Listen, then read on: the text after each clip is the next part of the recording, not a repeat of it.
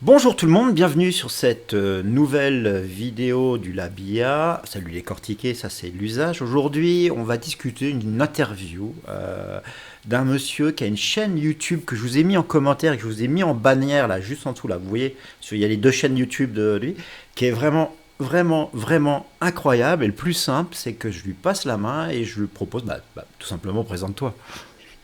Donc, merci Jérôme de m'inviter chez toi. Donc, je m'appelle Stéphane Lopez, j'ai 46 ans. Je travaille dans la tech depuis environ 25 ans et je suis spécialisé dans les systèmes d'information. J'ai eu en responsabilité pendant à peu près 15 ans des systèmes d'information et actuellement, je suis plus concentré sur des transferts de systèmes d'information, donc dans le cadre de fusion, où en fait, je m'assure, si tu veux, que les données et les informations passent d'un système à un autre avec les utilisateurs et tout. En gros, il faut que je mette des ronds dans des carrés et m'assurer que tout fonctionne. Alors, bah, il Voilà, suffit de donc forcer, hein, il suffit de c'est ça. forcer. Souvent, c'est ce qu'il faut Voilà.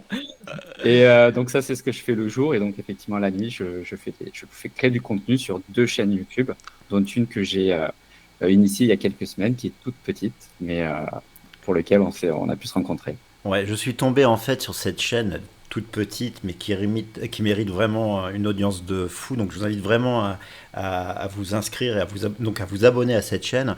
Essentiellement sur une vidéo qui m'a vraiment plu énormément, qui concerne la gestion de tout ce qui est budget. Il faut savoir que vous, si vous faites de l'IA, que vous avez des envies de start-up, de création, etc., ce sont des aspects qui sont vraiment extrêmement intéressants. C'est d'autant plus intéressant que Stéphane et moi, on n'est pas du même côté de la barrière. Lui, il est du côté client et moi, je suis du côté fournisseur. J'allais dire dealer, mais en français, ça a une mauvaise connotation.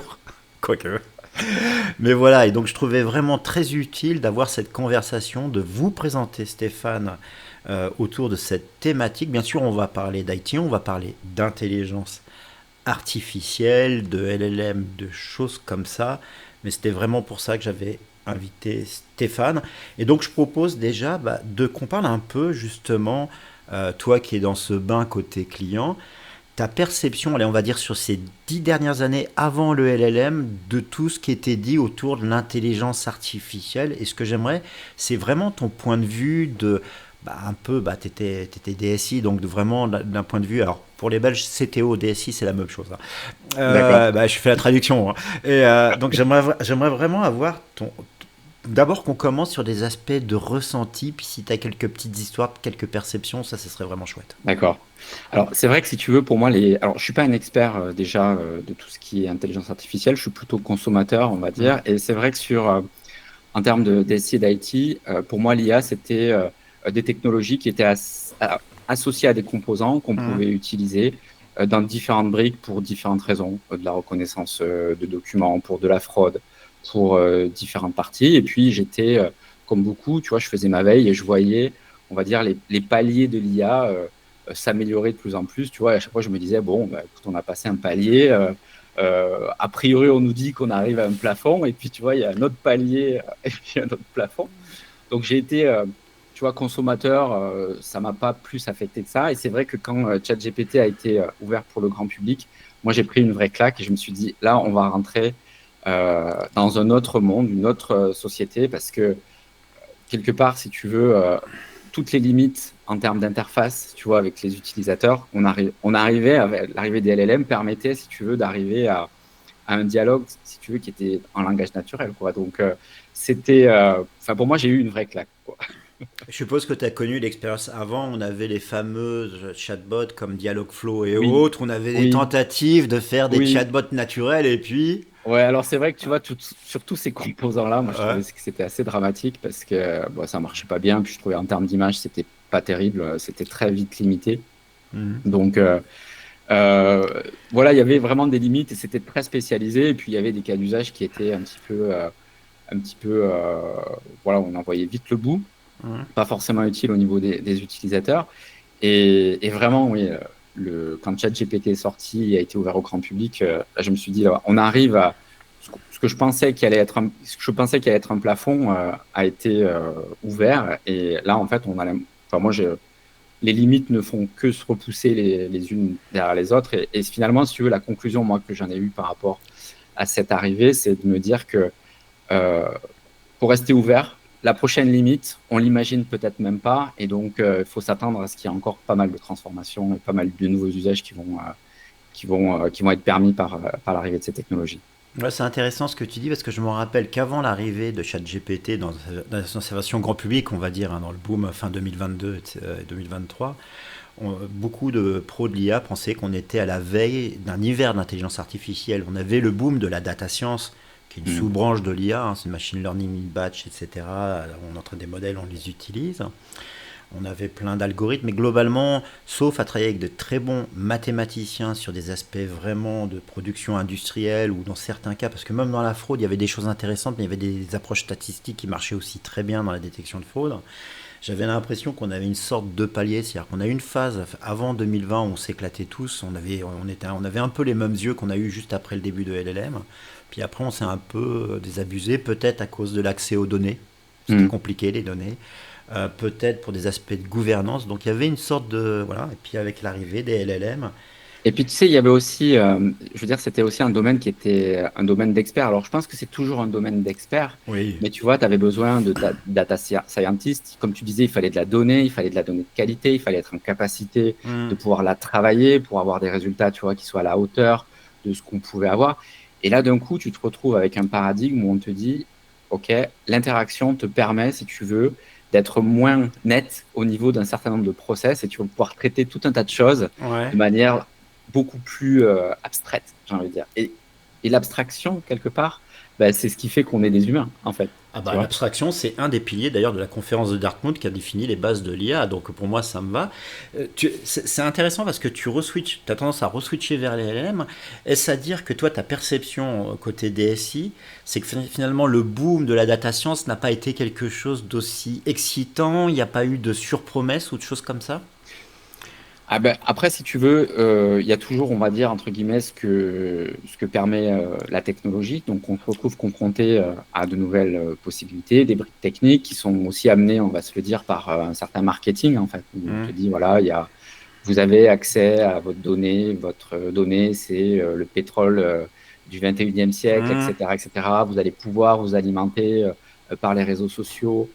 Bon, ok, c'est vrai que on peut faire ça, mais dans la pratique, toutes les entreprises ne sont pas forcément à égalité devant ces technologies. Il y a toujours une contrainte d'intégration, il y a toujours une capacité à pouvoir intégrer, tu vois, ces Hmm. nouvelles technologies, les comprendre, avoir les compétences, Mais avoir c'est quoi les aussi. freins sans toi? C'est quoi les freins en fait? Pour C'est moi, lié. aujourd'hui, il y a plusieurs choses. Euh, Si tu veux, dans un site, tu as des composants, on va dire, qui sont plus ou moins que tu vas maîtriser, dont tu vas avoir la maîtrise. Hmm. Si tu as une maîtrise totale, on va dire que tu maîtrises toute ta pile, en fait, ça va être ta capacité à quelque part intégrer de nouvelles compétences, de nouvelles capacités techniques pour pouvoir les intégrer de manière correcte. Hmm. D'accord.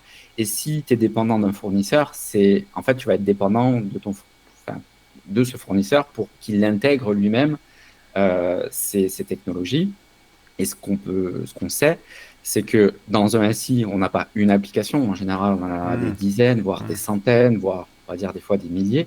Et après, quelque part, ça va être l'intégration de ces composants. Donc, en fait, finalement, si tu veux, pour moi, côté SI, la question n'est jamais, si tu veux, liée à ce que permet la technologie, c'est plutôt comment on l'intègre, en fait. Souvent, les difficultés, c'est dans la capacité d'une organisation à intégrer cette technologie Hmm.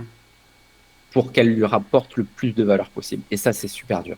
Là, on revient, puisqu'on a déjà eu une conversation avant, on revient à un problème que moi j'estime sous-estimé, sous-prise en charge par beaucoup, c'est l'architecture d'entreprise. Et c'est des pratiques qui facilitent réellement la réutilisation. On avait eu ça avec le SOA, donc le Service Oriented Architecture, qui était à la fois des services et à la fois un dictionnaire de données. Ça a été un bide, c'est-à-dire que les gens ont tendance à se siloter. Et je trouve ça. Enfin, je sais pas si tu es d'accord avec moi, mais je pense qu'il y a un aspect, y compris pour l'IA, parce je m'adresse quand même à une audience qui fait de l'IA. Euh, L'un des paradoxes de l'IA, c'est que l'IA est fortement déterminée par la data et par les paramètres, beaucoup moins par le code, les exécutables. Et pourtant, malgré tout, je trouve qu'on a toujours tendance à vouloir siloter. J'aimerais justement avoir ton point de vue. Et est-ce qu'on n'a pas aussi peut-être à changer le contrat entre les fournisseurs et les DSI par rapport à ces aspects-là? Est-ce qu'on ne doit pas, pour réussir de l'IA, parce que ce serait quand même dingue, l'intelligence, enfin, pour moi, enfin, voilà, j'ai un problème là-dessus. Après, alors la question sur les silos, si tu veux, en gros, c'est vrai qu'on revient assez facilement à des silos. Pour moi, si tu veux, ce point-là, c'est parce que c'est ma perception, évidemment, hein, et mon opinion, donc c'est pas forcément vrai. On est bien C'est même d'accord. probablement pas vrai. Ce que je veux dire par là, c'est que humainement, quand un système d'information, c'est un système qui est quand même complexe. Et ce que je décris dans ma dernière vidéo, justement, sur ma petite chaîne YouTube, c'est que le système d'information, si tu veux, cette complexité, elle est souvent sous-estimée. Mmh. Donc, on se retrouve avec souvent une fonction système d'information, si tu veux, qui va être sous-financée et pas forcément suivie comme elle se devrait. Une fois qu'on s'est dit ça, pour pouvoir l'appréhender, si tu veux, humainement, c'est-à-dire que comme c'est une fonction qui est très complexe, bah, on a tendance, on va dire, à la voir en silo. Humainement, on la voit comme un silo, en fait. C'est beaucoup plus facile à gérer. Tu as une fonction vente, tu vas avoir une fonction, je dis n'importe quoi, gestion, une fonction liée au CRC, etc., etc. Et donc, si tu veux, le silo, pourquoi est-ce qu'il a la vie dure, en fait? C'est tout simplement parce que je pense qu'il est plus facile à comprendre. Et tout de suite, quand tu es dans du transverse, bah, tout de suite, ça veut dire que tu dois passer d'un Ouais, métier à un autre et c'est super difficile. ouais, il y a les comités d'architecture après, et puis on en voit ça comme un contrôle de l'autre. Après, il y a toujours, quand tu fais l'intégration intersilo, c'est toujours à cause de l'autre. En général, on a tout ce Exactement. genre de débat. Ah ouais, Et donc, on a vraiment, je pense qu'il y a aussi dans le silo une expression de la structure même hiérarchique des entreprises. Mais on en reparlera après sur les apps IA, justement. Ouais, T'as vu, complètement. ouais, Complètement. C'est vrai que souvent, si tu veux, les SI se dessinent aussi par rapport aux directions qui composent l'entreprise, en fait. De manière assez ouais, naturelle, logiquement. bah, c'est facile. Tu as ta direction, métier, bah, tu as besoin de ton système d'information pour tourner. Et c'est compliqué dans une direction donnée d'aller sur les plates-bandes des autres directions. C'est dur parce que tu vas pas forcément maîtriser les besoins et ce que fait l'autre. Et, euh, et donc, voilà. On va parler LM, on parlera à la fin de tout ce qui est architecture, Archimède, etc. Parce que Avec je sais plaisir. qu'on a ce point commun, c'est qu'on est des gros Avec plaisir. défenseurs de ce genre de pratique. Je voudrais maintenant qu'on aborde justement une forme de témoignage de ta part. Voilà, tu travailles pour De l'assurance. pour l'assurance, mais pas une petite structure quand même. C'est quand même c'est C'est une pas structure, énorme, si mais tu veux, qui a une certaine taille, si tu veux, voilà, mais c'est pas non plus un gros un c'est très pas un grand géant. groupe. Voilà, on Voilà. n'est pas Orange. On n'est pas orange, d'accord. Mais ce que je voudrais justement, c'est que tu me parles justement, que tu me racontes un peu tout ce que tu as vu avec l'arrivée des LLM, les réussites, les échecs, ou peut-être même aussi l'attitude des fournisseurs. Alors, si tu veux, dans mon entreprise actuelle, on a comment dire, on intègre, on va dire, ces technologies de manière plutôt prudente et tu vois, moi, je partage vraiment ce positionnement. En gros, on fait des POC, on fait de l'expérimentation, on commence à voir un petit peu ce qu'on peut en faire, mais on n'est pas parti bille en Hum, tête pour tout transformer du jour au lendemain avec cette nouvelle techno. Et moi, je trouve que c'est plutôt une bonne chose parce que on est, on va dire, dans un secteur qui est en train de muter. Donc, on sait que tout, et particulièrement avec ces technologies-là, pour lesquelles on voit qu'il y a quand même des changements, mais enfin, c'est quand même assez fou, quoi, hein, la ouais, je suis d'accord. densité d'informations. Ce que je trouvais extra. Moi, si tu veux, quand j'ai vu ChatGPT arriver pour la première fois, j'ai pris une claque parce que je me suis dit, waouh, c'est fou, je tape un truc, j'ai un retour. Hum, C'est toujours hyper convaincant, c'est toujours hyper juste, mais on s'y est habitué, en fait. C'est devenu totalement normal, en fait. Aujourd'hui, tout le monde, tu montres un LLM, tout le monde trouve ça d'une banalité sans faire. Mais je suis malgré d'accord, ouais. ça, tu Ouais, vois, c'est fou, ouais, hein. non, c'est vrai. Mais malgré ça, en fait, les fournisseurs de solutions passent des paliers. Donc, il y a eu la voix.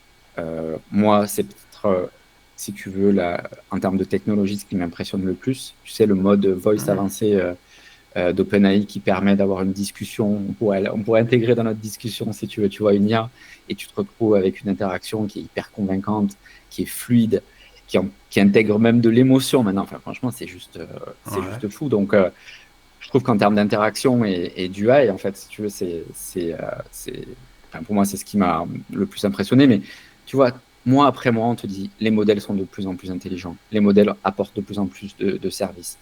La façon d'interagir avec les modèles de langage Hum, progresse. Et donc, sur une entreprise où tu es plutôt dans un temps long, où le temps de l'intégration va être moins rapide que l'évolution de la technologie, il est plus prudent pour moi, si tu veux, d'attendre, on va dire, que la poussière redescende un petit peu, de voir quel acteur et quelle technologie sortent, de façon à ce que quand tu intègres, on va dire, avec le bon fournisseur, la bonne techno, la bonne solution, et tu ne te retrouves pas, si tu veux, avec une technologie qui soit obsolète, parce que le temps que tu l'intègres, elle a déjà évolué 10 fois, tu vois. Je suis d'accord, mais alors je vais me parler du côté du fournisseur. Vas-y. Je vais faire l'avocat du diable. En fait, je pense c'est là où on revient à la nécessité de l'architecture, c'est que si on fait une couche d'abstraction entre les fournisseurs, on doit toujours dans les projets IA, selon moi, et c'est ce que je vendais dans mon dernier job, ma dernière mission pour le groupe Amexio, c'est on doit toujours avoir une couche d'abstraction. C'est-à-dire qu'en fait, si tu as une couche d'abstraction, tu sais changer d'outil.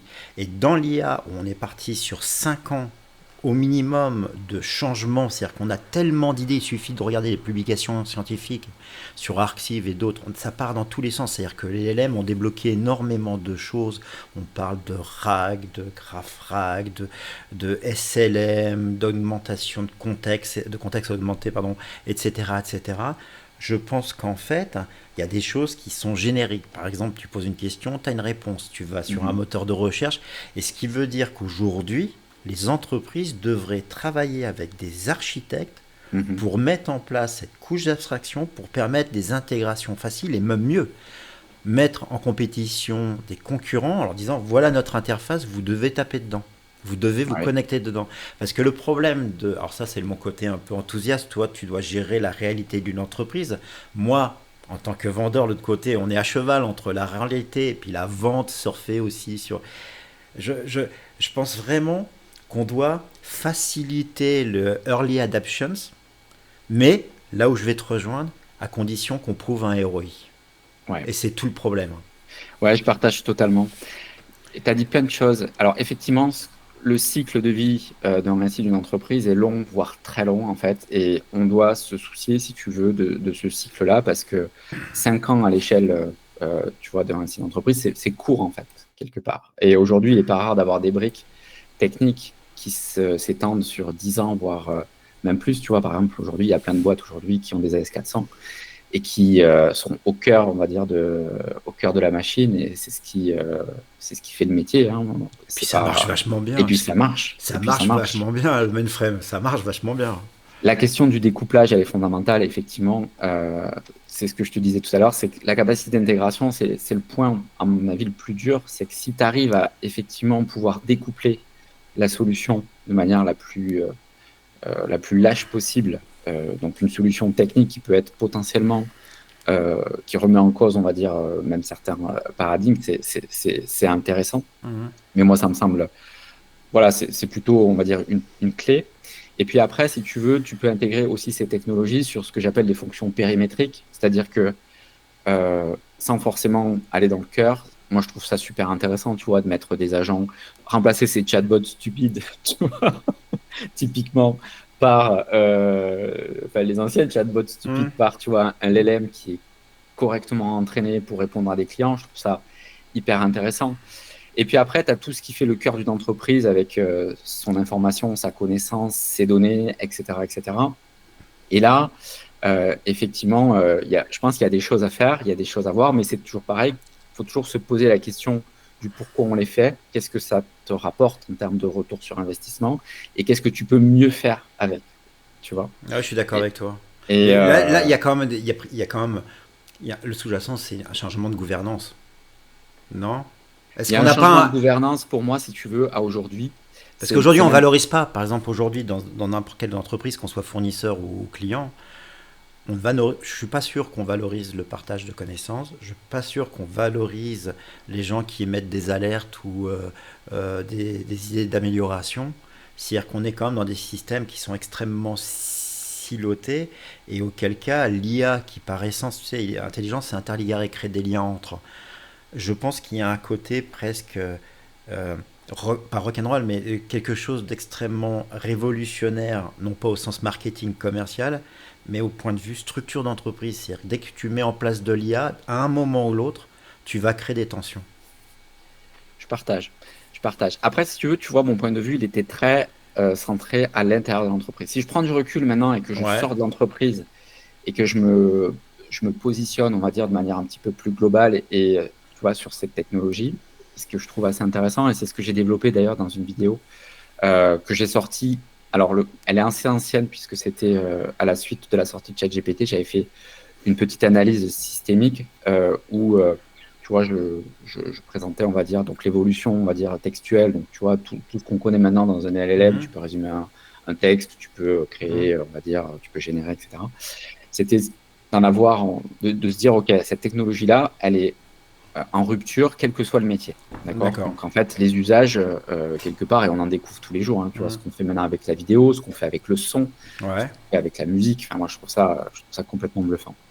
En musique, c'est moyen, mais façon. Excuse-moi, désolé, ça Mais me touche après, trop. tout dépend de ton besoin, tu vois. Parce Ouais. qu'effectivement, ça sera moyen. Moi, je te donne un exemple simple. Ouais, vas-y. Tu vois, dans la dernière vidéo que j'ai faite, Mhm. je voulais, je faisais un parallèle entre donc c'était sur la gestion de projet. Donc, j'expliquais, si tu veux, que la fonction SI, c'était une fonction qui était complexe. Et elle était particulièrement complexe parce que c'est comme une voiture. En fait, tu dois constamment, on va dire, changer des composants de ton moteur. Ouais. À la différence qu'une voiture, tu l'arrêtes au stand, tu vois, pour pouvoir faire tes réparations et faire tes Oui. changements. Là, toi, ton SI, si tu veux, ta voiture, elle continue à rouler et tu es constamment en train, si tu veux, d'ajouter une pièce, d'en changer une autre. Voilà. Et donc, ce que j'ai fait, c'est que j'ai généré une vidéo où tu vois un mécano en train de bidouiller son moteur tu vois, dans une voiture qui avance. Et ça, j'aurais jamais pu. Bon, déjà, j'aurais jamais pu le faire. Enfin, j'aurais jamais pu le faire, si tu veux, tu vois. C'est mon imagination. Voilà. Ouais. Après, le résultat, il est relativement. Il est très perfectible. Mais pour mon besoin, moi, ça m'allait très bien. Ouais, je suis Tu vois. d'accord. Je suis d'accord qu'on a besoin de patchs, de petits trucs en plus, de nice to have, c'est-à-dire des trucs qui sont pas le corps. Tous ces outils-là, moi-même j'utilise, hein, j'utilise pour mes vignettes, j'utilise pour certaines vidéos. J'avais fait une vidéo de chef pour une blague avec un autre youtubeur belge avec qui on avait passé une soirée très drôle, avec beaucoup de blagues sur les chèvres. Je ne sais pas pourquoi, c'était la scène de la soirée. Mais tu as raison, c'était extrêmement utile. Je voudrais maintenant qu'on s'intéresse un peu, bah, d'abord aux prérequis, ça veut dire la connaissance, parce qu'on parle d'intelligence artificielle, mais l'intelligence artificielle, moi tu sais que j'ai un dada. Alors, je dois être honnête, on a déjà fait cette vidéo avec Stéphane, il s'avère Ouais. que j'ai pété mon disque dur, Bravo. mon Samsung a rendu l'âme. Et donc là, bon, j'espère qu'on l'a fait mieux que la première fois, mais voilà, J'espère aussi. Je suis pas sûr. on verra. On verra bien. Non, donc, et voilà, donc maintenant j'ai oublié ce que je voulais dire, c'est bien, Je je sais continue pas. de diverger. Je peux enchaîner si tu veux, j'ai une idée. Parce Vas-y, que si tu veux, envoie et j'avais après je pas. rebondis. Ouais, parce qu'en fait, si tu veux, j'avais pas totalement répondu à la question que tu Ouais, posais, si tu veux, tu vois. Donc, en fait, on parlait des métiers. Donc, ouais, effectivement, le cas d'usage, en fonction de à qui tu t'adresses, il va être intéressant ou pas. Donc, ça, c'est une chose. Mais pour l'entreprise, moi, les LLM, ce qu'elles peuvent permettre, en fait, c'est changer, si tu veux, un rapport à la complexité. Et ça, je pense que c'est un point qui est assez important. C'est en gros, on sait que quand les structures, si tu veux, les entreprises, les organisations, elles croissent, leur complexité croisse et les LLM peuvent être une réponse, si tu veux, pour atténuer la complexité et la connaissance, si tu veux, qui est parfois difficile à récupérer, tu vois, dans une organisation. Qui fait quoi? Les processus métiers, les choses comme ça. Et avoir une intelligence, entre guillemets, qui te permet d'avoir accès à cette donnée qui existe, en fait, si tu ouais. veux, sur lesquelles tu peux te faire aider en permanence. Pour moi, je pense que ça va être game changer dans les prochaines années. C'est pas encore forcément le cas maintenant, mais potentiellement, ça Alors, pourrait changer beaucoup de choses. Et si tu veux ouais. changer les standards, si tu veux, de productivité, de compétitivité des entreprises, c'est au-delà de se dire, OK, ça m'intéresse pas, si une majorité d'entreprises, si tu veux, intègrent ces technologies et leur permet d'être plus compétitifs, bah, tu vas créer un décalage, en fait, si tu veux, avec Ouais, toutes je vois celles qui bien. les adoptent pas. Et tu vois, et le standard, en fait, va bouger. Et C'est c'est là ex- où, si tu veux, c'est important d'intégrer ces technologies-là. C'est extrêmement intéressant ce que tu dis pour une chose tout simple. Il y a un exemple bizarre qui est Rogue, Rogue, tu sais, le LLM de Elon Musk, soi-disant Ouais, complotiste. Au fur et à mesure, il s'est adouci parce que les complotistes ont l'art de faire des choses incohérentes. Et les LLM, dans leur structure même, aiment la cohérence. Et si on applique les LLM d'entreprise, donc il ne s'agit pas d'LLM extérieurs, c'est des sortes de RAG améliorés, voire des SLM d'entreprise, etc., c'est clair que ça va améliorer la cohérence et donc aussi montrer du doigt les choses qui sont pas cohérentes. Et c'est ça Aussi. le danger, parce que moi j'ai un sujet qui s'appelle l'Enterprise Intelligence Management, c'est un peu le corps de mon travail actuellement sur un truc que je suis en train de développer.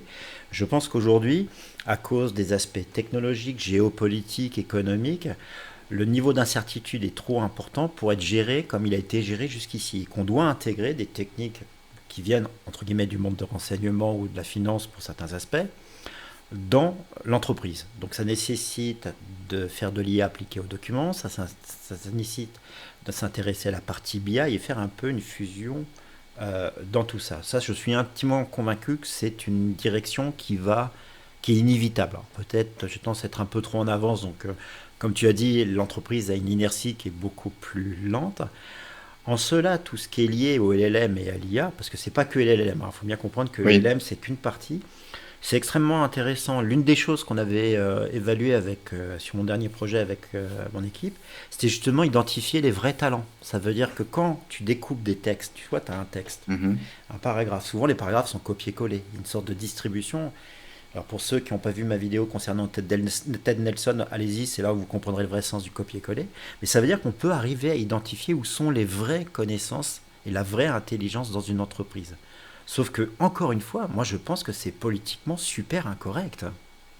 C'est ma crainte. Ma crainte, c'est comment on peut avoir une confiance qui adoucit ça sans aller au braquage. Parce que le braquage est aussi contre-productif. Tu ne peux pas changer une structure comme une entreprise de manière violente. Je ne crois pas à ça. Moi, alors, je suis un petit peu bisounours peut-être dans ma vision des choses. Je pense, alors de mon point de vue, la technologie, elle peut avoir des biais, on peut l'utiliser de manière, enfin, on peut l'utiliser d'une bonne manière pour s'améliorer, et puis de manière plus négative. Ouais. Moi, je la vois de manière positive, c'est-à-dire que au sein d'une entreprise, quelque part, si tu amènes un outil qui permet à la moyenne d'augmenter, c'est une bonne chose en fait quelque part parce que ça va dans le sens de l'entreprise. Donc, Ouais. tu, tu, si tu, si ça permet à des utilisateurs d'avoir une bonne information, avoir la bonne réponse, de mieux s'exprimer avec le client, d'être plus efficace, si tu veux, bon, voilà, hein. Pour moi, c'est gagné, hein. Mais t'imagines la conséquence. Ça veut dire que si on applique ce que tu dis, et moi je suis pour, hein, c'est la direction que je prends, ça veut dire qu'on peut tout à fait imaginer un C-level, un CEO, donc un PDG en France d'une grosse boîte, discuter avec le chatbot de l'entreprise et identifier lui-même ce qui va bien et ce qui va moins bien, et éviter quelque part, tu sais, l'effet arc-en-ciel où quand tu as la base qui dit rouge, chaque couche hiérarchique pour essayer de sauver Hmm. pour maintenir sa position, adoucit les problèmes, adoucit. Donc tu as le top management qui pense que tout va bien alors qu'en fait c'est le feu dans les hangars presque. Je caricature. Et dans ce cas-là, moi je trouve ça extrêmement intéressant parce que ça veut dire aussi qu'à terme, si on applique ta logique, on va avoir un allègement de la structure hiérarchique des entreprises, non? Ou pas? Parce que je vois aussi plein de raisons pour que ce soit pas le cas. Si tu veux, alors, je suis un petit peu embêté par cette question parce que pour moi, c'est toujours pareil, c'est lié aussi à une culture d'entreprise en fait. D'accord, Et toutes les entreprises sont différentes c'est vrai. et ont des cultures qui sont différentes. Donc, je ne ferai pas de généralité sur le sujet. Moi, vraiment, hein, je crois vraiment ce que je te disais, c'est que Ouais. je pense que euh, une entreprise, c'est fait pour produire, amener de la valeur à ses clients. Les LLM peuvent aider pour produire, on va dire, et augmenter le niveau de la valeur. Et finalement, c'est ça, moi, que je trouve important.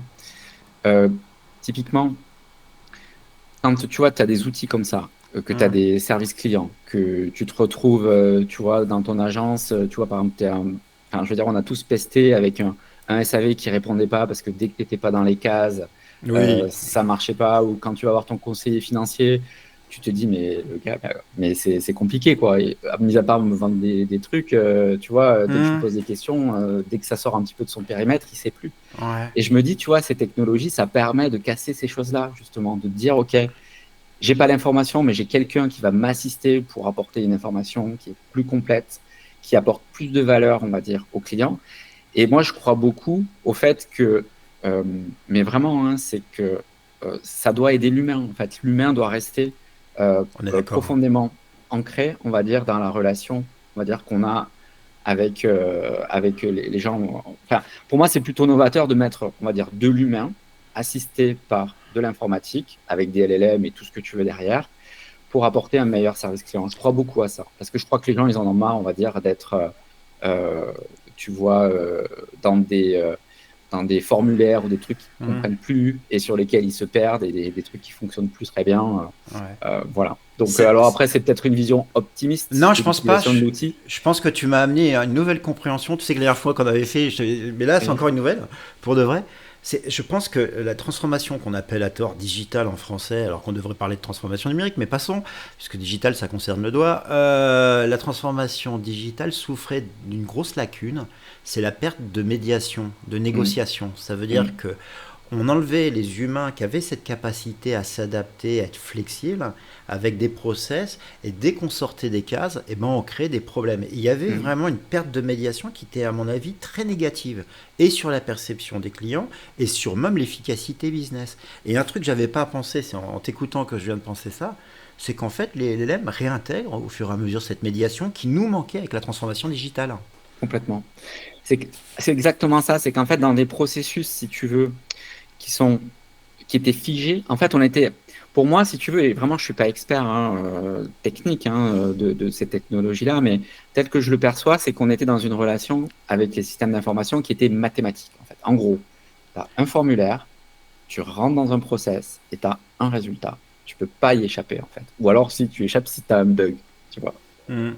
Là, tu peux créer une couche, si tu veux, et pour le coup, je vais dire un peu plus organique, qui va permettre à ton processus, quelque part, peut-être d'appeler d'autres processus, voire même d'interagir, si tu veux, de manière non prévue, parce que il a la capacité de comprendre que dans telle situation, tu vois, il faut qu'il escalade, il faut qu'il fasse appel à un humain, ou dire, bah, attends, ton processus déconne, il faut le réadapter à tel ou tel endroit. Ah, Tu vois? intéressant. C'est en gros une sorte d'architecture event-driven, mais avec des LLM qui seraient, ou de l'IA, pas forcément des Oui. LLM, qui seraient des générateurs de triggers, en fait. Ouais, c'est ça, Ah, c'est ça. intéressant, Tu vois? intéressant. Ouais, ouais, C'est ça, j'aime c'est qu'en bien. fait, si tu veux, t'es plus tu n'es plus obligé, quelque part, d'intégrer toute la logique métier dans une logique système, de la câbler, parce que c'est très complexe. Tu peux créer des zones, on va Ah, bah, dire, attends. un peu plus organiques. C'est super puissant ce que tu dis, parce que si on décrit ça, l'avantage de l'IA, c'est qu'elle permet d'établir les règles à partir de la réalité. C'est-à-dire que c'est pas l'humain qui définit les règles. Si on applique ça à tout ce qui est architecture dite de type event-driven, tu sais, par événement, en Mhm, fait, ça fait du sens. C'est-à-dire que tu produis des agents qui vont détecter, qui vont prendre en compte différentes caractéristiques. On va faire du deep learning, du machine learning standard, etc. Et puis au bout d'un moment, on va pouvoir déclencher des triggers des événements en disant bah là tu devrais faire par exemple un contrôle qualité parce que même si c'est pas défini dans ton arbre de mhm, décision il y a certainement un problème exactement. ou là Et peut-être que ça vaut le coup de rappeler le client ou de vérifier le score de risque c'est voilà il y a un truc comme ça qui ben, et tu sais, c'est le. Alors, j'ai pas étudié le truc en profondeur, mais il me semble que c'est les nouveaux protocoles qu'a proposé Anthropic, tu sais, MCP, je crois. oui C'est ouais. MCP qui a été repris par toute l'industrie. Donc là, clairement, il y a des choses qui se passent. Et pour moi, si tu veux, ça répond à une partie de cette problématique-là.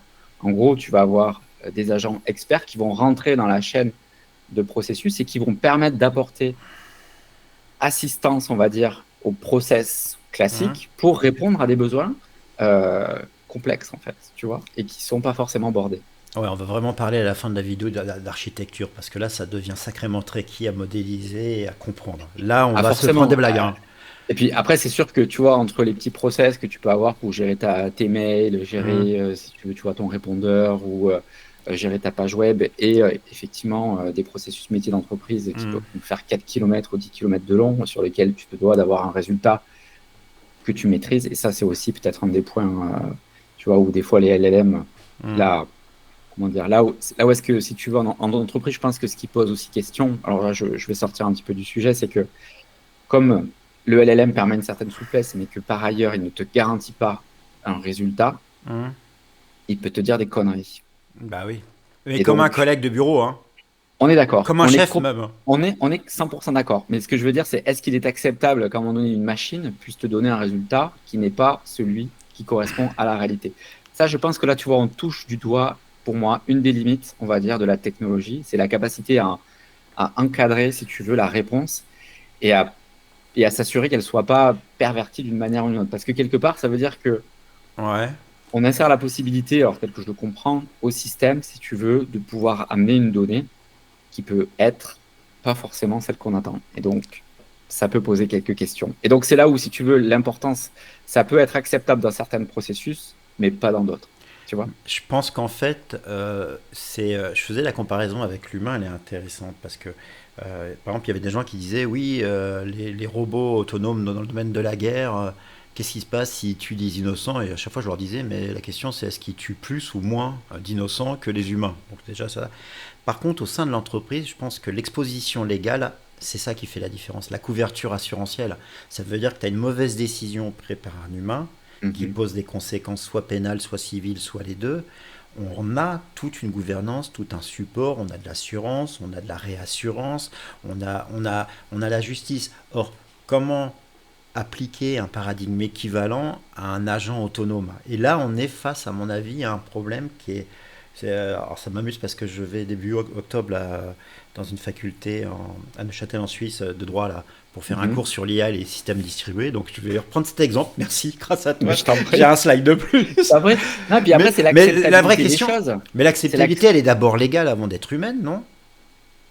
Alors, je suis pas expert, si tu veux, je me méfie du droit. Donc, pour, tu sais, en général, les questions de droit, je les laisse aux spécialistes parce que Ouais. ce qu'on croit, enfin, la compréhension qu'on peut avoir et le bon sens qu'on peut imaginer n'est pas Oui, forcément, on va dire, le oui, cas. on est d'accord. Donc, je veux dire, tu vois, sur les questions légales, je serais très, très prudent. Par contre, si tu veux, ça m'amène à une réflexion que je voulais te partager. Alors, moi, tu vois, je suis pas expert IT, tu vois, j'ai Hum, mon background, j'aime hum, bien quand même garder un pied dans la technique, hein, je t'en avais parlé parce que tu vois, ça permet de savoir de quoi on parle hum, et de comprendre un petit peu les technologies qu'on met en place. Et donc, tu vois, moi, je bricole un peu des fois. D'ailleurs, hum. ma première chaîne YouTube, elle est sur un petit peu mon bricolage. Tu vois. Et Allez voir les deux chaînes, allez voir les deux chaînes, les deux sont bah, c'est bonnes. c'est Ils sont là, celle-là. là, enfin là, Ouais. ici, là, enfin, de l'autre côté là, mais allez voir.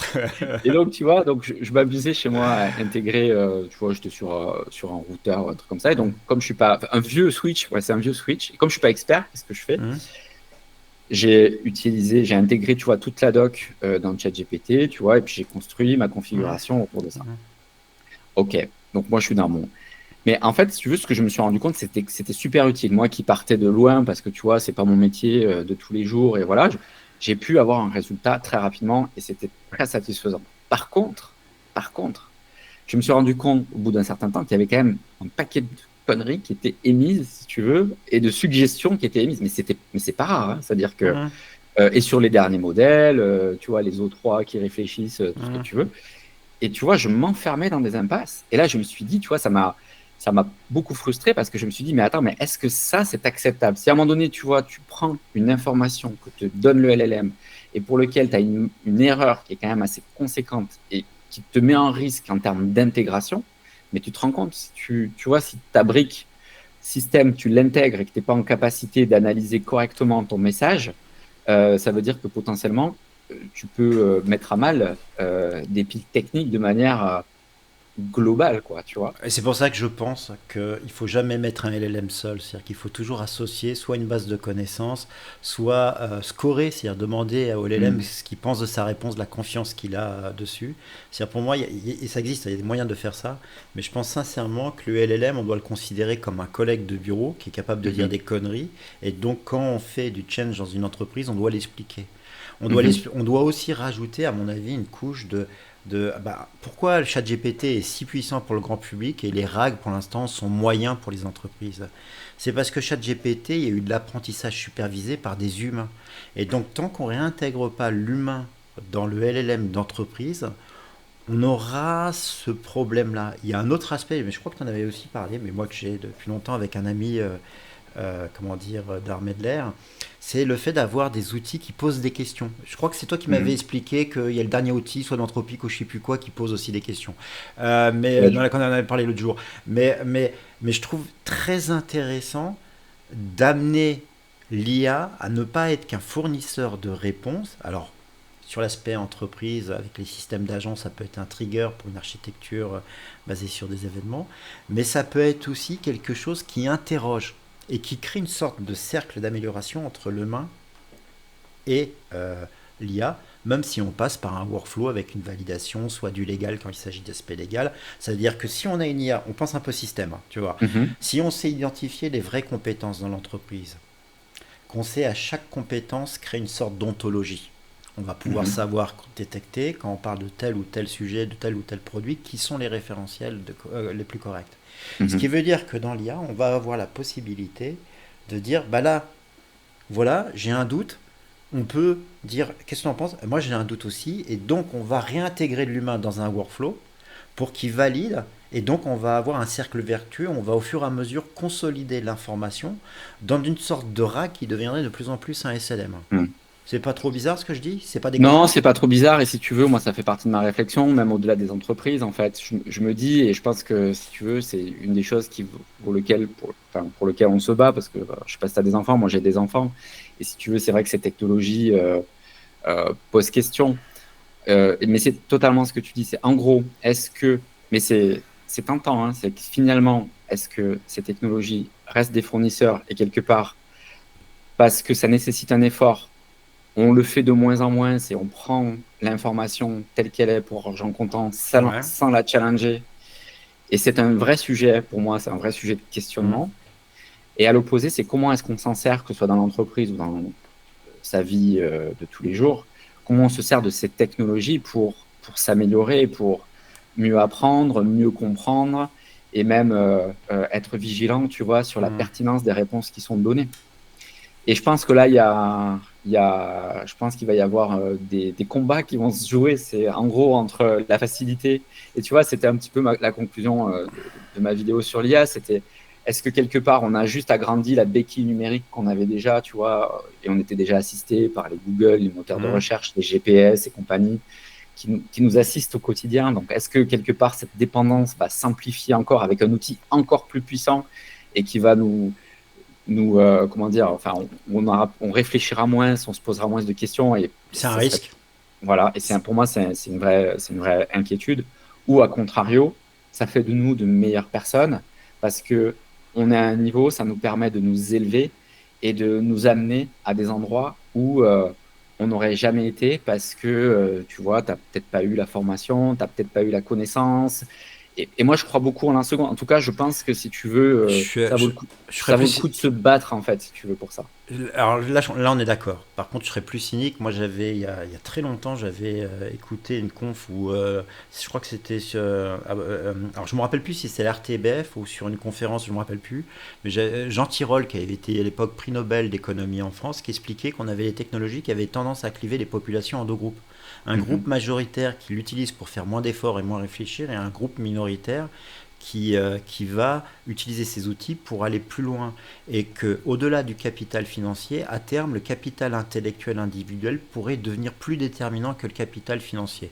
Pour avoir lu Piketty, même si je suis pas totalement pro Piketty, j'ai des doutes, j'ai pas de Mhm. certitude, mais j'ai trouvé ça intéressant. Ce qui m'épate, c'est que les LLM, j'ai fait une vidéo là-dessus suite à l'étude du MIT sur les Mhm. LLM qui rembêtent. Alors l'étude, elle est intéressante, c'est un premier indicateur, mais elle est légère, la cohorte est Mhm. petite. Il y a des questions sur les aspects électroencéphalogrammes, il y a des questions donc, sur les BCI et tout ça. Tout ça, donc c'est un premier indicateur, mais qui n'est pas définitif et qui est loin d'être définitif. On y aura d'autres études. Mais je pense que c'est la parfaite illustration de ce que tu dis.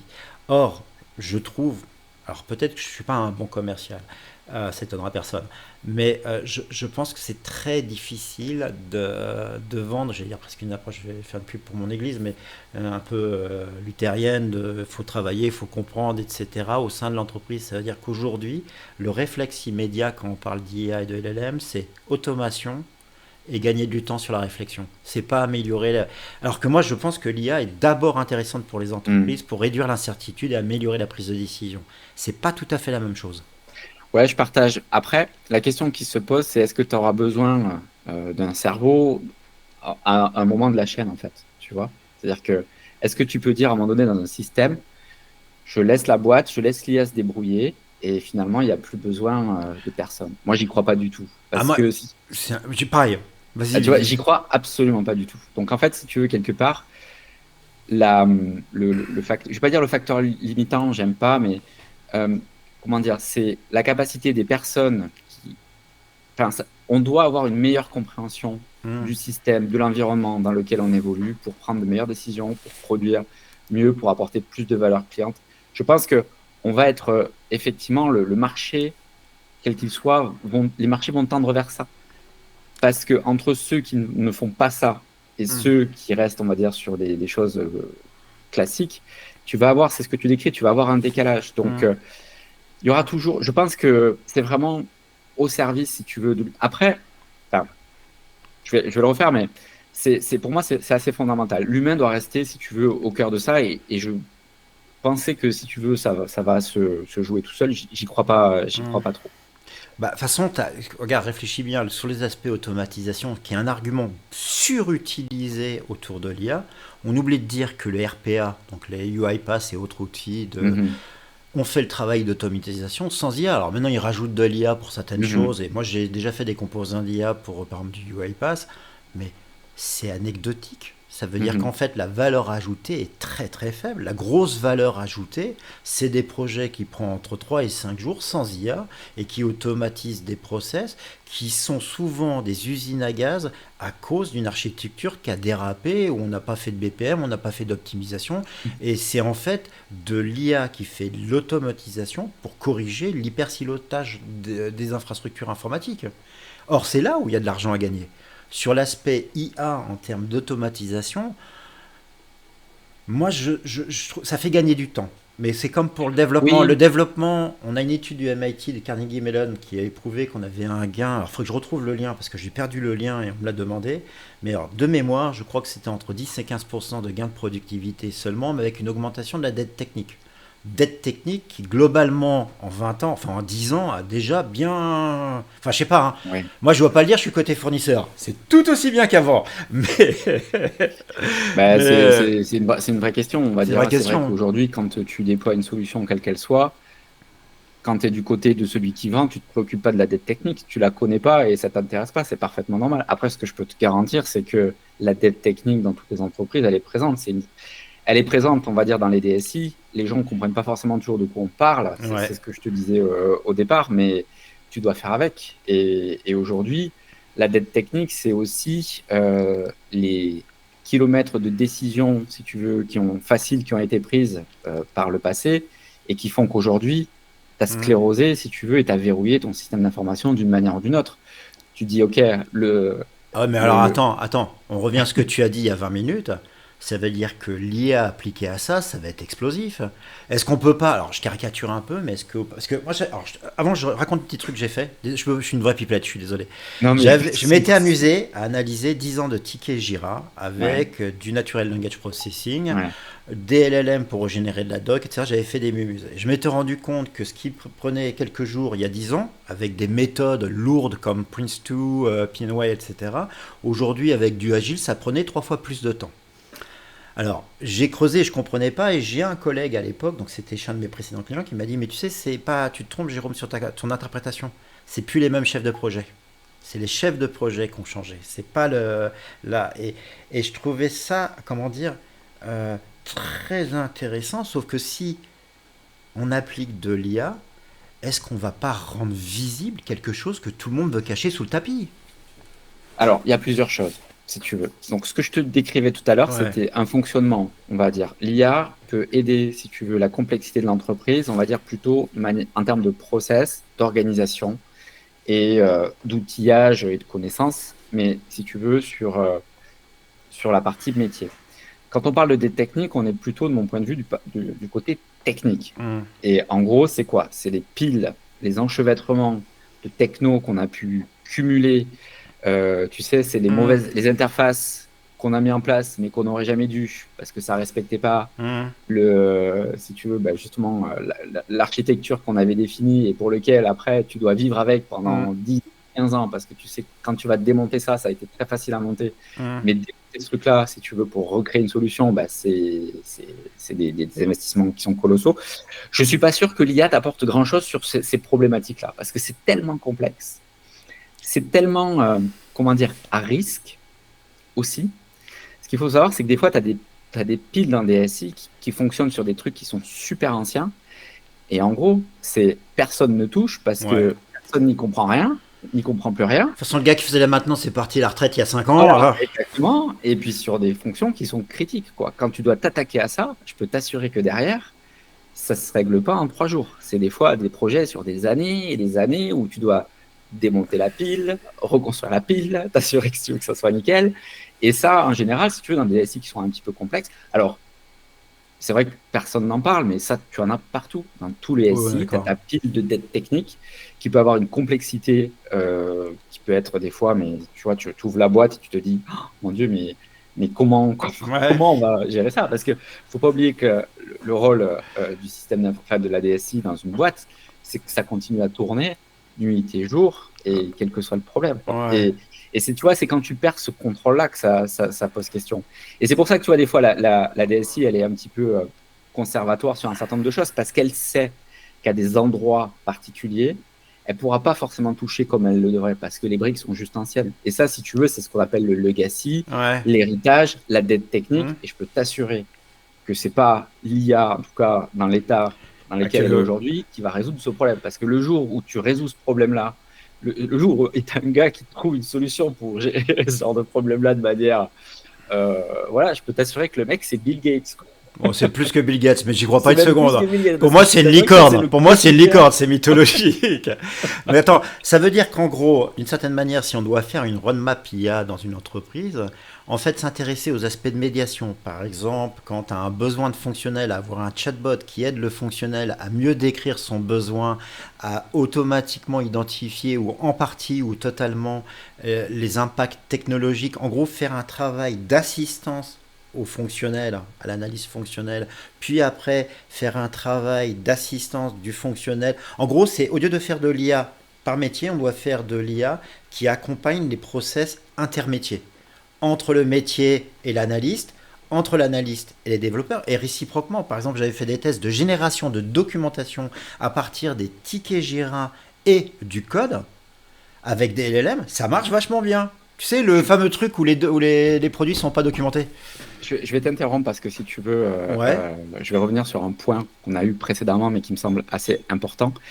Ça dépend le contexte, en fait. Ça dépend le contexte de l'entreprise. L'IA, de mon point de vue, la technologie, donc ça, tu peux mettre derrière IA, tu peux changer, tu peux mettre cloud, tu peux mettre, Ah oui, oui, oui, je me rappelle la tu vois, discussion, tu hein. peux mettre Ouais. toutes les technologies que tu veux qui sont dans la hype ou qui l'ont été à un moment donné ou à un autre. C'est un moyen qui permet d'atteindre un objectif. Donc, en fait, si ce moyen te permet, si tu veux, d'atteindre un objectif qui est quantifiable et qui a de la valeur pour l'entreprise, j'ai envie de dire, tout est bon à étudier dans la mesure où l'effort et la mise en œuvre te Hum, permettra, si tu veux, d'apporter de la valeur à ton métier, à ton client, à hum, qui sais-je. Une fois que tu t'es dit ça, c'est-à-dire que l'entreprise, si tu veux, qui a vécu, qui a son legacy, qui a ses métiers, ses directions, etc., elle va avoir certains besoins, tu vas pouvoir lui faciliter la vie parce que tu vas rentrer dans une chaîne ou un processus va avoir une certaine maturité sur lesquels tu vas pouvoir agir à tel hum. endroit ou à tel autre. Tu vois, typiquement, la détection de la fraude, c'est quelque chose, tu vois, dans le monde bancaire, tu vois, qui est hyper important, Oui, même puis dans la assurance santé, tu aussi, hein. vois. Tu es dans un process, tu sais que l'IA va te permettre d'analyser de la donnée, de détecter des patterns de fraude, Hum. etc. Et tu vois, c'est carré, tu sais que tu vas avoir des bénéfices, etc., etc. Bon, donc, tu es dans un certain contexte. Si par exemple, tu es dans un contexte d'entreprise plus petite, on va dire un modèle qui est plus start-up, Ouais. sur lequel tu veux avoir, on va dire, une disruption dans ton marché, ton usage de l'IA, elle sera différente. En gros, là, tu vois, la dette technique, bah, tu n'en as Elle n'est pas pas encore puisque tu es une établie. start-up. Bah Donc, oui. tu construis. Donc, tu es libre. Tu vois, tu as les mains. Et dans ce cas-là, ta question qui va se poser, c'est comment je vais utiliser la technologie quelque part pour disrupter mon marché Hum. ou apporter une valeur qui n'existe pas. Et tu vois, l'approche sera complètement différente parce que peut-être que là, tu te soucieras plus de qu'est-ce que j'ai à ma disposition sur ton panel de technologie. Je sais pertinemment que je suis sur quelque chose qui va bouger dans les prochaines semaines, les prochains mois. Hum. Et là, tu pourras y aller à fond parce que quelque part, ton temps est compté, tu dois aller vite et tu dois disrupter le marché et faire tes preuves le plus rapidement possible. Donc, tout dépend du contexte. Je suis assez d'accord avec toi. On est... Ah oula, bah c'est bon, on a une belle conversation. Question, alors, qu'est-ce qu'on pourrait... Oui, moi je voudrais quand même qu'on finisse par les histoires, les aspects d'architecture. Je, je sais qu'on est d'accord à peu près, hein. Mais je pense sincèrement... Enfin, j'ai des discussions avec un ami architecte d'entreprise dans une société d'assistance automobile en Belgique qui s'appelle, je ne dirais pas son nom, mais c'est Jean-François, Jeff, petit coucou. Il faudrait vraiment que je vous mette en contact, je pense que tu le kifferais aussi. Euh, je pense sincèrement qu'il y a une urgence à réintégrer une approche correcte, alors pas surintellectualisée, mais une approche correcte de l'architecture avec du Archimède aussi. C'est-à-dire quand je Mm. vois les vertus du BPMN dans mes métiers passés, alors que la Mhm. plupart des gens n'étaient même pas foutus de faire un BPMN de base, Mm. je trouve que, mais en particulier cette couche, on va dire plus haut niveau, avec les drivers, avec tous ces aspects-là, j'aimerais avoir ton avis à toi. Je sais qu'on est à peu près d'accord, mais toi, tu as peut-être plus de, comment dire, une perception plus construite que moi qui suis plus cow-boy là-dessus. Moi, si tu veux, je pense qu'il y a eu, tu sais, il y a eu les principes de l'agilité. Les 7 principes agiles, je ne les ai pas en tête, mais en gros, il y en avait un des principes qui disait, si je dis pas de bêtises, vaut mieux une livraison qu'une documentation à jour ou quelque chose de ce genre-là. Oui. Et le problème, en fait, si tu veux, moi, je partage ce point-là, sauf que la plupart du temps, les gens l'ont interprété, la doc, elle va à la poubelle. Oui, oui, non, mais ça, Tu vois, tu vois ce que je veux dire? faut pas m'amener Et, sur le terrain agile, sinon on en a pour 1 heure de plus et ça va être que des insultes. et, et donc, ça, je pense que ça a fait du mal parce que Ouais. je suis persuadé que si tu veux, la question de la documentation, de la capacité à comprendre son système, à comprendre son environnement, à être en capacité de refaire, on va dire, de refaire, de partager la connaissance, de sécuriser des fonctions, pour moi, elle est fondamentale et elle est vitale. Mais je pense qu'elle a été oubliée pour beaucoup d'organisations.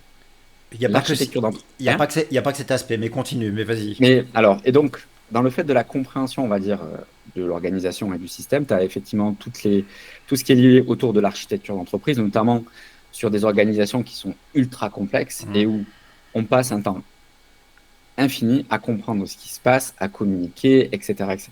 Et moi, je trouve que c'est fondement. Alors, tu vois, on peut dire oui, tu rajoutes une couche à quelque chose, tu vois, qui est plutôt complexe. Moi, je reste persuadé que si tu veux cet effort d'architecture, à travers des méthodologies comme l'architecture d'entreprise, mais il en existe d'autres, hein, Oui, oui. et moi, j'aime beaucoup, si tu veux, la notation Archimate, si tu veux, tu vois, pour Mmh. tout un tas d'usages. Elle est hyper importante. Et toutes les entreprises devraient s'en saisir parce que quelque part, c'est se donner les moyens de comprendre ce qui se passe dans des systèmes dans lesquels il est de plus en plus difficile de s'y retrouver ou sur lesquels il y a de plus en plus de complexité. Ah, mais c'est pas que ça, c'est aussi que c'est là où il y a de la valeur à aller chercher. Et Ah, c'est là selon moi, aussi où il y a c'est de la valeur voilà, à aller la vraie chercher valeur. parce qu'effectivement, quand tu oublies, si tu veux, quand tu n'as plus connaissance des capacités, il y a beaucoup d'outils, si tu veux, qui ont Mmh. été achetés alors que fonctionnellement, ils étaient couverts par des outils qui avaient été achetés précédemment, hein. Ça Oui, arrive. non, mais attends, il n'y a que ça. Enfin, je veux dire, je pense qu'il y a 50% du marché, c'est ça. Hein.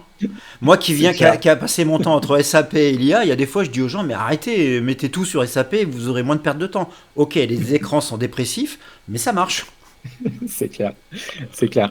Et tu vois, l'architecture d'entreprise, mais également la modélisation, sans forcément être dans une démarche, pour moi, elle est hyper importante et c'est une des choses dont je fais la promotion dans ma chaîne YouTube. C'est que je pense que si tu veux, ça a plein d'usages. Ça a des usages documentaires, de compréhension du système Mmh. d'information, mais ça a des usages, ça permet, tu vois, de modéliser une stratégie, de comprendre comment les processus métiers s'articulent avec, tu vois, des briques SI, mais pas que. Euh, de comprendre comment est-ce que avec ton fournisseur, tu vas pouvoir améliorer un certain nombre de choses. Et c'est plutôt accessible. Et moi, je pense que si tu veux, c'est des choses qui devraient être enseignées dans des cycles normaux. Et c'est pas forcément, ça doit pas être forcément que l'apanage d'experts, d'architectes, Surtout mais pas. ça doit être, si tu veux, tu vois, enfin, c'est utile pour de la chefferie de projet. C'est utile pour les métiers. C'est utile pour des gens qui sont plus dans le côté infra et architecture de solutions. Mmh. C'est pas qu'un métier d'architecte. Et ça a plein d'usages. Mais c'est même utile pour le management. Certaines Mais couches. c'est même utile pour faire comprendre comment Oui, tu vas exactement. fonctionner. Mais complètement. Et Tu surtout, décris des organisations complètes, quoi. et surtout, je pense que c'est-à-dire, c'est un effort extrêmement faible pour beaucoup de retours, surtout et à cause de l'IA. C'est-à-dire, alors, je reviens au sens de ce que je disais tout à l'heure, hein, intelligence interligare, crée des liens entre. Comment tu peux trouver de la valeur dans ton entreprise en termes soit de réduction de coûts, d'optimisation de tes process, qui vont faire que tu vas vendre plus rapidement, de réduction de risque, d'intervention, de ce que tu veux, de détection de fraude, si à un moment ou l'autre, tu ne creuses pas les aspects transversaux et systémiques. Or, Ouais, je suis d'accord. l'IA peut aider à ça, parce que même certains humains ne peuvent pas tout analyser. Donc l'IA, pour faire du process mining, de l'analyse de process, de l'optimisation, je pense qu'il y a un sujet énorme et qu'on est parti sur 20 ans de chantier, au bas mot, parce qu'on est quand même avec des infrastructures IT qui sont parfois surréalistes. Moi, j'ai connu une entreprise où il y avait plus de serveurs que d'employés. Ça C'est peut pas se mal. justifier en fonction du contexte. Ça dépend. Oui, mais au bout d'un moment, le Ça dépend le contexte, métier. tu sais, Tu vois, je dirais pas sur ce terrain-là. ouais, non, mais je comprends, mais je parle pas de microservices ou de microserveurs, je te parle de vrais serveurs. Tu vois, il y a un Oui, non, mais côté parfois d'accord. où tu te dis, oui, c'est historique, mais au fur et à mesure, ça rime avec autre chose qui finit en hic. Je dirais pas, mais voilà, tu vois. Donc, il y a ça, moi, qui me préoccupe beaucoup. Par contre, c'est vrai qu'il y a des choses sur l'IA, je reviens sur l'IA de médiation. C'est par exemple une fois, j'avais travaillé avec une psychologue, parce que tu sais qu'aujourd'hui, on a des modèles qui permettent d'analyser les émotions. Sauf Mhm. qu'analyser les émotions, ça fait pas de toi un psychologue. D'accord. Ok. Or, travailler avec une psychologue avait permis, par exemple, de travailler sur la prosodie sur un voice bot. C'est-à-dire quand Mhm. quelqu'un est très stressé, on utilisait les mêmes techniques qu'en hypnose, en réduisant la vitesse du phrasé, en baissant légèrement la tonalité. Et en fait, je trouve extrêmement intéressant avec l'IA, c'est qu'en fait, on est amené à travailler avec d'autres métiers. Alors, bien sûr, les métiers évidents, c'est-à-dire avec des actuaires, avec des experts en risque bancaire, crédit, etc. Mais il y a d'autres aspects. Je Ah, je pense, suis tu en as d'accord. parlé au début d'ailleurs de notre conversation, tu avais parlé de psychologie. Mhm. Je pense que un chatbot qui est avec une intelligence émotionnelle sera toujours mieux toléré dans l'entreprise qu'un chatbot qui dit les mêmes choses sans intelligence émotionnelle. Ah, alors, mais là, je partage totalement. Mais Advanced Voice d'OpenAI, tu l'utilises au Non, moi quotidien? j'utilise tout. Alors tu sais très bien que moi j'utilise tout En on-premise. local? Ah, Ouais, d'accord, ok. voilà, c'est Ah, fini. ben, franchement, il faut que tu testes-le parce que c'est assez spectaculaire, hein, c'est Ouais. bluffant. Ah, mais moi, je te dis, je tombe de ma chaise. T'as une voix, si tu veux, qui s'adapte à toi. Ce que tu décris, ça existe aujourd'hui. Mais c'est ce que j'avais prototypé il y a 2 ans, Ouais, mais dans mon coin, juste pour me marrer, ouais. avec du Watson d'ailleurs. Mais c'est prégnant, ça veut dire que c'est quand on travaille sur ces aspects, ces petits aspects, qu'on change les choses. Malheureusement, moi je suis un anti-Claude primaire. J'assume mon côté vieux coniste de l'IT. Hein. Cloud, ouais, Cloud, Ouais, ouais. Oui, oui. anti-Claude, anti-cloud primaire. Donc j'aime bien avoir tout on-premise. Ouais, je comprends.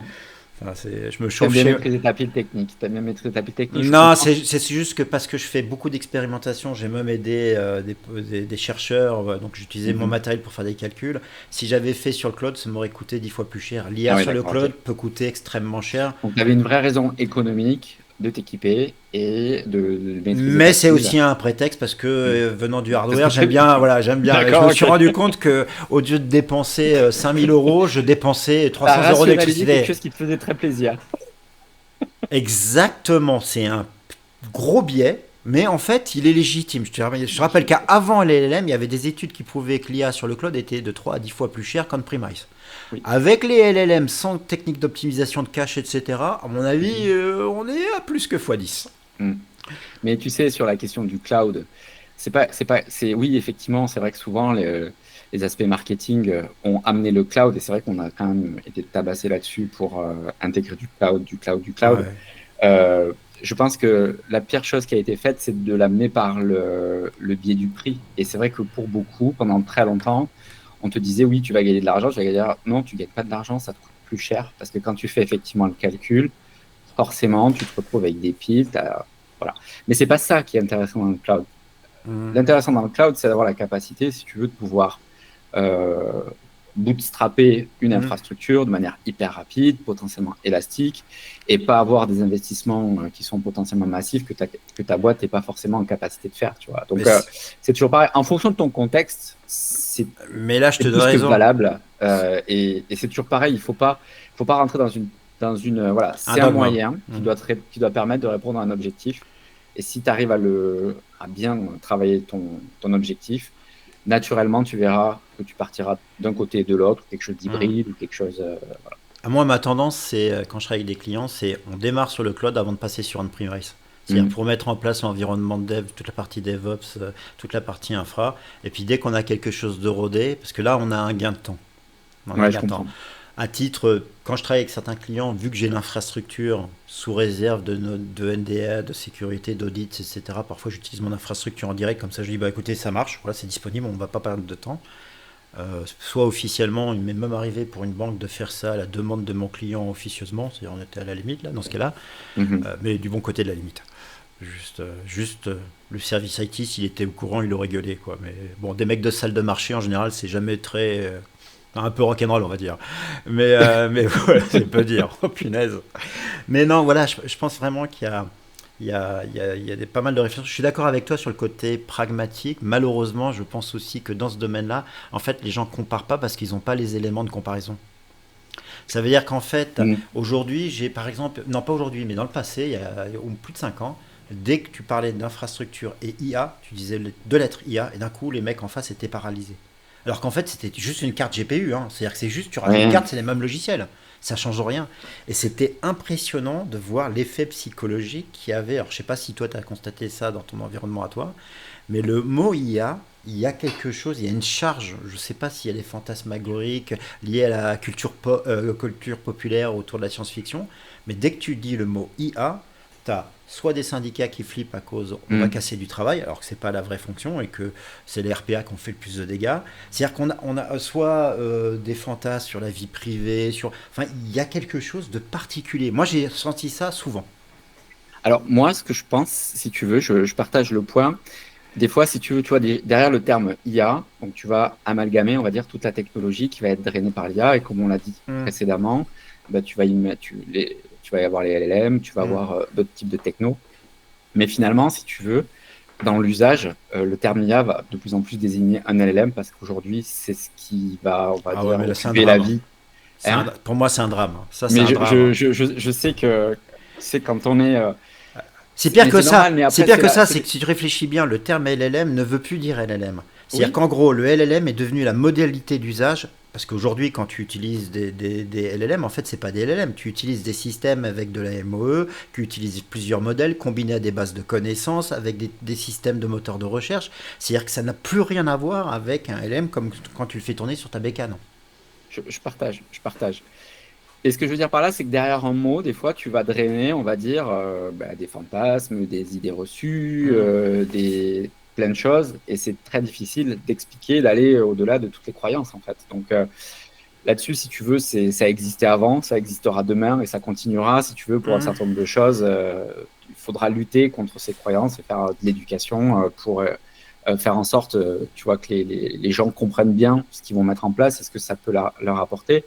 Et si tu veux, c'était aussi un petit peu l'objet de ma chaîne, c'était essayer d'expliquer des sujets qui sont parfois un petit peu techniques ou des sujets d'entreprise qui sont, on va dire, pas toujours hyper sexy ou assez rébarbatifs, et essayer de les rendre, on va dire, un petit peu, enfin, voilà, de comprendre, on va dire, quelle valeur ça peut vraiment apporter, que ce soit à titre perso d'ailleurs ou à Mmh. titre plus professionnel dans le cadre d'entreprise. Alors ça, c'est mon vœu, c'est mon objectif. Je suis pas sûr d'y arriver parce que franchement, des fois, C'est c'est dur, un hein. exercice qui n'est pas évident.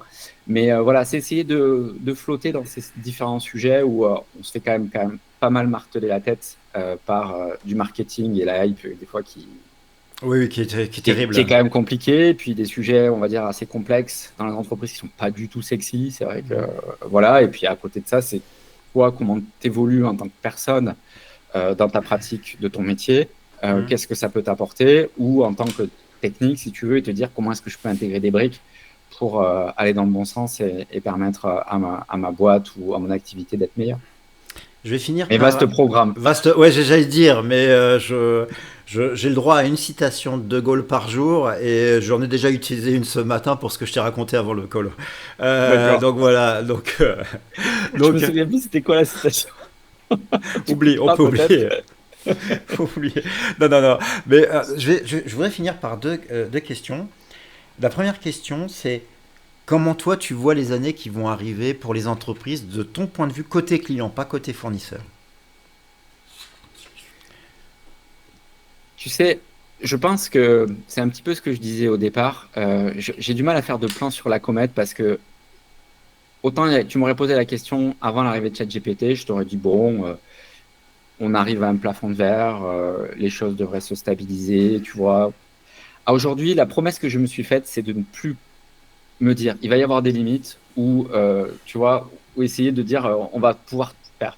Donc, je suis plutôt très ouvert et très curieux de voir comment, on va dire, la technologie va évoluer. Comment elle va être intégrée dans l'entreprise, franchement, je ne pourrais pas le dire. Je n'ai pas la boule de cristal. J'aimerais bien l'avoir, mais je ne l'ai pas. Hum, Mais je trouve qu'on est quand même dans une période qui est assez excitante en termes de qu'est-ce que ça va nous amener, comment ces technologies du grand public vont arriver vraiment, effectivement, dans les entreprises. Mais j'aurais vraiment du mal à te faire une prédiction. J'ai peu d'avis sur la question parce que, enfin, j'ai peu d'avis. Je pense que si tu veux, ce que je te disais, c'était hum. que ça va, pour moi, bouleverser la complexité des entreprises et on aura des outils qui permettra de, de Rééquilibré. l'arrondir Hum. et de faire en sorte que la, comment dire, les modèles, les standards de productivité, pardon, vont évoluer. Ça, pour moi, c'est une certitude. Après, comment est-ce que ça va se passer? Je ne peux pas te le dire. Et jusqu'où on va aller, c'est assez compliqué. Je suis d'accord avec toi. Et la dernière question que je vais te poser, avant qu'on parle de tes chaînes rapidos pour rappeler qu'elles existent, donner les adresses et tout le reste, quel conseil tu donnerais aux gens qui vendent des prestations IA à des clients comme toi? Alors je sais que tu n'es pas totalement exposé, mais ton ressenti à toi, tu as une boîte de service, tu as une boîte de software, D'accord. c'est Pas comment côté ils... client, côté fournisseur. Ouais, non mais toi, voilà, en gros, Ouais. en gros, tu leur dis, voilà ce que j'aimerais de votre part Alors, quand vous moi, venez quand, nous si tu voir. veux, je faisais des études si je suis amené à faire une étude de marché ou une étude pour un composant Mhm. bon, déjà, si tu veux, pour moi, ce qui est fondamental, et là, je me mets plutôt côté client, je pense que la phase d'étude et d'analyse, il faut prendre le temps de la faire. Il faut prendre le temps de la faire, il faut prendre le temps de comprendre les choses et il faut jamais, de mon point de vue, choisir une solution par défaut. Il faut vraiment bien identifier les points sur lesquels il ne faut pas tergiverser. Donc ça, pour moi, ça c'est, faut pas s'économiser ces phases-là, surtout si après derrière ça t'engage pendant 5 ans, Mhm. voire plus. Ça, c'est le premier point. Le deuxième point, donc là, je me mets plus du côté client. Moi, quand, si tu veux, je vais choisir une solution, ce qui va m'intéresser, c'est d'avoir un interlocuteur qui va me vendre sa solution, donc c'est son job évidemment, mais qui va être en capacité de me démontrer qu'il a travaillé avec des gens comme moi, que ces mêmes personnes lui ont fait confiance et qu'ils ont eu raison de lui faire confiance. C'est-à-dire que, en gros, la solution délivre la valeur attendue. Donc ça, c'est le premier point. Que quand ça casse, le fournisseur se comporte comme un partenaire et Mhm. l'accompagne, si tu veux, Mhm. dans les bons moments comme dans les mauvais moments. Et puis, si tu veux, c'est aussi la capacité à démontrer que tu, ok, tu présentes quelque chose qui a une valeur, mais ta capacité de maîtriser, on va dire, sa mise en œuvre, si tu Mais il vois. n'y a pas une contradiction entre ce que tu demandes et le fait que, que tout est en train de changer, bouger très vite. C'est-à-dire comment peut-on prouver sur quelque chose de nouveau qu'on a déjà un client alors qu'on vient de l'inventer? Est-ce qu'il n'y a Alors, en pas fait, là-dessus une sorte de schizophrénie? Pas de ton côté, hein, mais ah de non, manière mais je suis générale sur le d'accord. Ah, marché. mais Jérôme, je suis Et totalement auquel cas, d'accord. comment on compense ça? Là, moi, je me positionne, si tu veux, sur une solution quelque part qui était prouvée, sur laquelle tu es dans une maturité de marché, et sur lesquelles tu es, tu vois, Mhm. j'ai fait quelque chose de très D'accord. général. Alors maintenant, si tu me poses la question, je vends des solutions à base d'IA et comment est-ce que je peux les promouvoir? Je t'avoue que c'est pas évident. J'ai pas réfléchi au point parce que comme je te disais, hein, c'est un petit peu ce que je te disais tout à l'heure, hein, aujourd'hui, ça va être de la capacité de démontrer Mhm. que ta solution et que la technologie sur laquelle tu t'appuies, elle sera pas obsolète si tu veux rapidement Je suis et que d'accord. tu puisses. Donc tu prends tous les aspects que je t'ai décrits juste avant et tu rajoutes cet aspect découplage en fait dont on a évoqué précédemment qui permet à ton client de ne pas s'enfermer dans une solution technologique Mhm. en fait et qui lui permettra de s'adapter au fur et à mesure de ses besoins. Voilà. Donc, je ne sais pas si ça existe, si c'est faisable, mais moi, c'est quelque chose, si tu veux, sur lequel je serais très attentif. Ben je sais pas, je pense que c'est faisable, mais je pense qu'il y a, comment dire, entre les interactions fournisseurs-clients, il y a aussi quelque chose à réinventer et que ça doit être perçu des deux côtés. D'une certaine manière, on ne peut pas vendre de l'IA maintenant comme on vendait de l'IT avant, parce qu'on a une situation un Possible. petit peu particulière. Par contre, je pense que parce que la promesse est extraordinaire, la preuve doit être extraordinaire. C'est ce qu'on dit en science, c'est ce qu'on dit Mm. aussi en zététique. Autre petit clin d'œil sur la conversation qu'on a eue avant. Mais ce que je veux dire, c'est que peut-être qu'on doit, au niveau fournisseur, nous, avoir des preuves beaucoup plus importantes de Mm. nos promesses pour justement pallier ça. L'erreur qu'on fait, c'est peut-être essayer de vendre des choses innovantes en surfant juste sur la hype. Tu as utilisé le terme hype. Le terme hype, il est pas neutre, hein. Quand on dit la hype, c'est qu'on sait qu'il y a une partie de bullshit, indirectement, non? Je pense qu'il y a une partie de bullshit, ou alors, si tu veux, c'est juste que la valeur qu'on te promet s'adapte pas à ton contexte, en fait. C'est juste Intéressant ça. aussi. Tu Ça vois? roule. C'est-à-dire qu'en fait, on va te présenter tous les avantages d'une nouvelle solution, d'une nouvelle techno, mais finalement, si ces avantages-là s'appliquent pas à moi, bon, Ouais, ok, c'est tu pas vois? mal. Eh ben écoute, je pense on vient de faire 1h15, donc c'est Pas un mal? bon, et puis pas mal, hein, Ouais. c'était très intéressant. Donc, alors, avant que Stéphane, je vais laisser le dernier mot à Stéphane par principe, voilà. C'est Euh, dur. ouais, c'est pour moi c'est dur parce que je suis une vraie, tu sais, j'adore le Non, mais microphone. pour moi aussi, le dernier mot, c'est pas évident. Non, alors vas-y, bon bah d'accord, je vais être courtois. Dis quelque chose et après moi je finis la vidéo. D'accord. Merde-toi avec ça. Non, bah écoute, j'étais déjà, merci de m'avoir invité chez toi. J'ai été ravi de pouvoir échanger. J'espère, si tu veux, que ça aura apporté des clés de réflexion à ton audience, Je pense que qui est oui, déjà oui. éclairée, qui est déjà très éclairée. Donc, Pas si tous. j'ai pu, si j'ai pu apporter ma petite pierre à l'édifice, ben, j'en suis ravi. Sinon, ben, c'est pas grave. Pour ceux qui voudraient me retrouver, bah, principalement sur mes Les chaînes liens. YouTube, hein. Voilà. Voilà, donc on mettra les liens.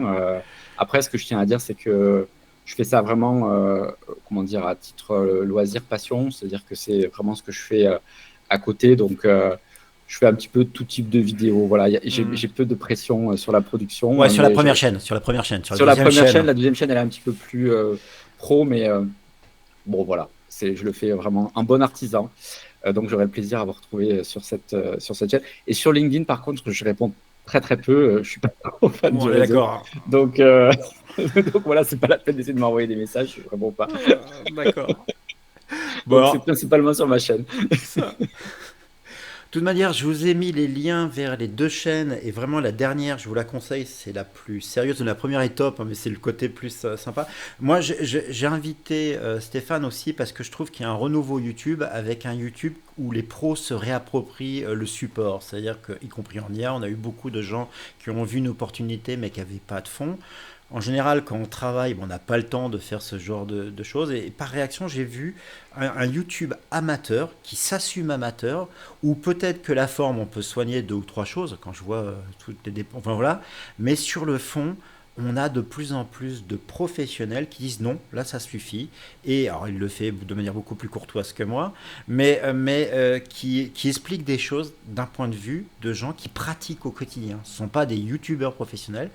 Stéphane est comme moi, on est tous les deux des pros dans notre métier et on fait du YouTube amateur pour parler de notre métier. Je trouve que c'est un indicateur super Oui, et puis pour intéressant. passer des messages, si tu veux, qui m'intéressent, parce que tu vois, c'est vrai qu'on n'a pas forcément l'occasion, ça permet de s'ouvrir au monde. Moi, je conseille plutôt aux gens de faites du contenu, c'est chouette, c'est Ouais, chouette. je suis d'accord, c'est un chouette hobby et en plus, Ouais. ça fait que tu contactes un Belge un peu bizarroïde comme Et moi. moi, c'est pour ça que je fais ça. Et je suis ravi de t'avoir rencontré, Jérôme. Moi Ça a été aussi, c'est une un belle vrai rencontre. bonheur. On dit parce que faut bien comprendre, c'est deuxième enregistrement, donc voilà, et qu'on a discuté. Et en fait, à chaque fois, on se marre plus à tel point que je vais détruire mon disque dur pour faire une troisième version. Ah non, Non, si là, je tu... déconne. Normalement, c'est bon, les sauvegardes sont en route. C'est OK. Ça roule. Bon, tout ça pour vous dire, bah merci à tous encore. Vous pouvez bien sûr vous inscrire, vous abonner sur les chaînes de Stéphane. Vous pouvez nous suivre aussi sur la chaîne, donc le Labia. Pour information, régulièrement, je poste dans la section post, justement, le forum. Et donc, je mettrai régulièrement aussi des vidéos de Stéphane dans cette Ah ben, section c'est avec post. plaisir. C'est Parce avec que plaisir. c'est exactement ce que j'aime dans le YouTube, c'est-à-dire du YouTube fait par des pros sur leur sujet. Voilà. Ceci étant dit, bah, ciao à tous. Au revoir Merci beaucoup. Stéphane, ce fut un grand plaisir. Et Un grand puis à l'année plaisir. prochaine. Allez, ciao à tous. Salut.